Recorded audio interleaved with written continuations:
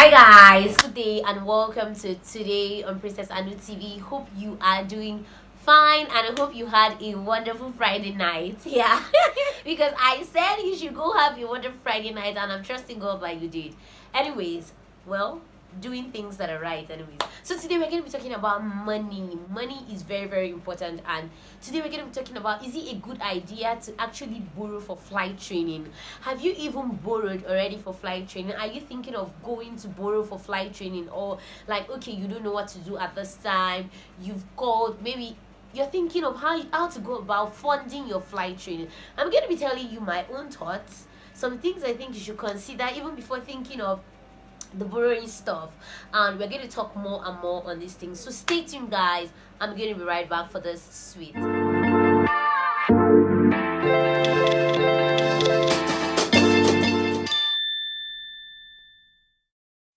Welcome back guys, and if you're new to this channel, yeah, this is Princess Anu TV and we talk about aviation, motivation and adventure. And if you've not subscribed, do me a favor, click on the subscribe button and click on the bell so that you don't miss anything. Yeah, we post about aviation stuff most of the time, so I don't want you to miss anything on this channel.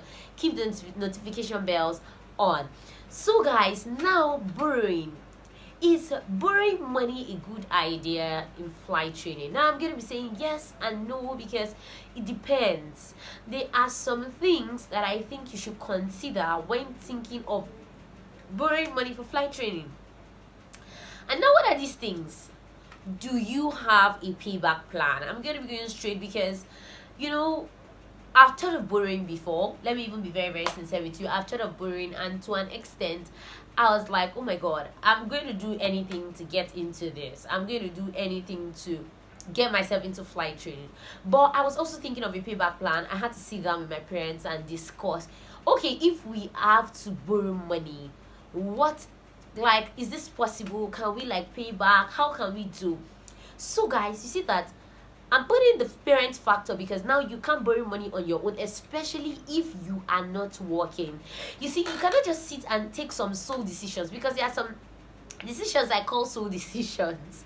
Like now, for borrowing money, especially if you are under your parents, you cannot just sit down and think that, okay, you're going to borrow money when you don't have the plan to pay back. Everything is going to fall back on your parents, because obviously at the time you're going to borrow that money, you are under them, and there's no how you fall into debt that they are not going to be concerned. So firstly, something you should think about: do I have a payback plan? And now, are my parents okay with the fact that I want to borrow money? See guys, if your parents are not okay with the fact that you're going to borrow money, I don't think you should do that. See, it's not about, okay, whether my parents are okay with it or not, I'm going to go for my dreams. Nobody saying you should not go for your dreams, but let's be realistic. There are some other options you can consider, and that's why I always talk about getting scholarships, getting grants, getting sponsorships, getting financial assistance. Yeah, I'm going to talk about financial assistance so much today, but let's look at these other options. Now you so want to become a pilot and you're thinking, how can I go about this? I don't have the money, maybe I'll likely borrow.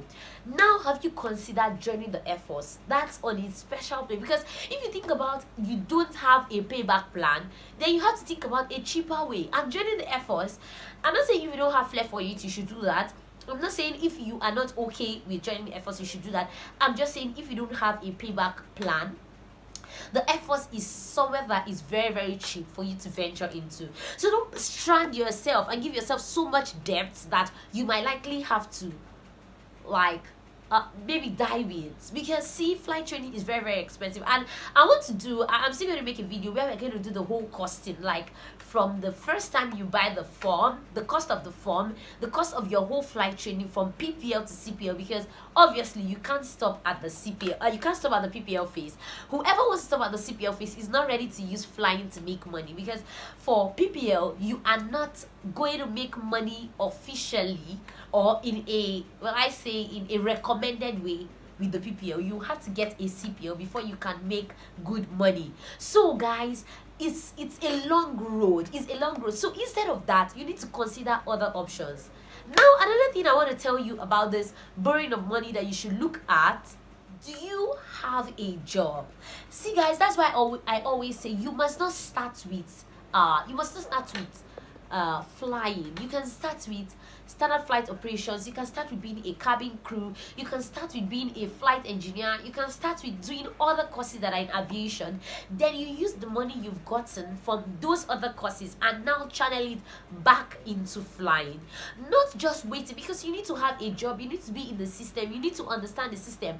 Now I'm talking for persons that don't have the money and they really want to do this, because there are people that they kind of have the money but they are thinking, is it going to be viable for me? I'm saying, if you have the passion so much and you don't have the money, these are some things that you should look at. Maybe you can do another course, then use the money you've gotten from another course and the connections. Because see, in aviation, connections is very vital. Connection is very important. You need connections to be able to forge ahead. You need connections to be able to pull strings that is going to take you to places that you want to go. So these are some things you should look at. Do you have a job that you can now take the money from that job and channel it into aviation?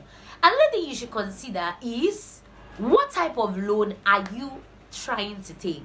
Are you trying to take a loan that has over 8%, 10%? 8% is even quite small for an interest rate. Not quite small, but I'm saying it's kind of like reasonable. But are you considering maybe a loan that has like 10% interest rate and that builds up over time? Or you consider a loan that has maybe 15%? There are some loans that have crazy kind of interest. You don't want to put yourself in that kind of situation where you take a loan that is like choking, like very much choking. You don't want to put yourself in that situation. So if you see those kind of things, please and please and please, I'm begging you in the name of God, avoid it, especially if you don't have a payback plan. Another thing you can also consider is the country that you are in. What kind of country are you staying? Are you staying maybe in the US? Beautiful. They have all these financial plans. They have things that are put in place. Are you staying anywhere in Africa and you're thinking, oh, maybe a loan will be a good option for me? Guys, you might be drowning in the pit, because in Africa, nothing is, sometimes you cannot kind of like estimate what is going to happen. You cannot like foretell and say, okay, if I do this, this was going to happen. If I do that, this was going to happen. No, you cannot really tell. So you need to put yourself in a position whereby you are sure that, okay, if so thing doesn't happen, this one is likely to happen, and I'm going to put myself, I'm going to have a backup plan. I'm not going to lie to you. When I was even chasing my scholarship, I was thinking of the backup plans. What if this doesn't work? What am I going to do? But I'm not going to lie to you too. Why do you always say I'm not gonna lie to you? And yeah, that's because I hate lies is of the devil, and so I don't do all those lies. And everything I tell you is the truth and nothing but the truth. Okay, guys, another thing you should also consider is what type of country do you have a backup plan? Personally, I was thinking, if I don't get this, though I was so chasing my scholarship that I really needed the scholarship, but what if I didn't get it? I was thinking about it. What if I didn't get it? What am I going to do? Do I have a backup plan? Is there something I'm already putting in place to kind of put me in a position where I don't have to like say, God, am I throwing away my dreams? See guys, what I'm telling you, they are very practical. Don't put yourself in a situation that you cannot come out from. And lastly, something else, if you can't get a scholarship or a grant or a sponsorship, I think you should look for financial assistance. And this is the way financial assistance works.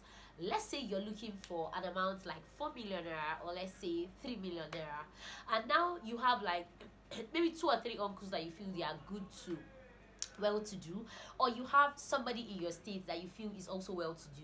You write an application to them, and now you tell them, sir, this is the amount I'm looking for. I've gotten this particular amount of money. I'm looking for so amount to actually augment what I've gotten.